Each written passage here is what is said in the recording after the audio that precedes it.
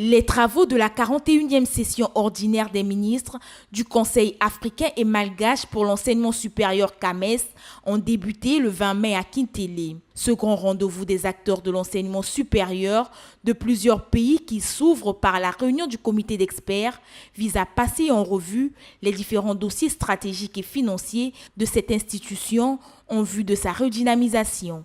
Le comité des experts dont nous ouvrons les travaux est appelé à se pencher sur un ordre du jour très dense, qui porte sur des questions fondamentales visant à la bonne marche de notre institution, tant sur le plan académique, administratif que financier. L'examen des rapports d'activité et financiers de 2023 du secrétariat général. Le suivi de la mise en œuvre des résolutions et recommandations des précédentes sessions du Conseil des ministres. L'examen du projet de budget 2025 du secrétariat général et l'examen des points soumis pour information, avis, décisions ou recommandations du Conseil des ministres.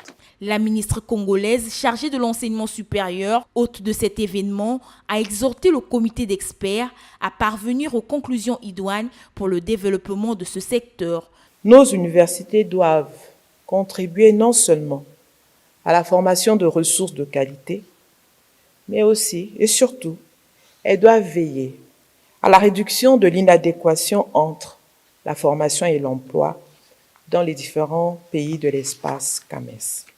Le compte-rendu des travaux du comité des experts, y compris les propositions de résolution, de recommandations et de décisions, seront ensuite soumis à l'examen de l'instance suprême du CAMES, à savoir le Conseil des ministres. Ce Conseil des ministres du CAMES, qui prendra fin le 24 mai, a réuni les experts de l'enseignement supérieur venus de 19 pays membres.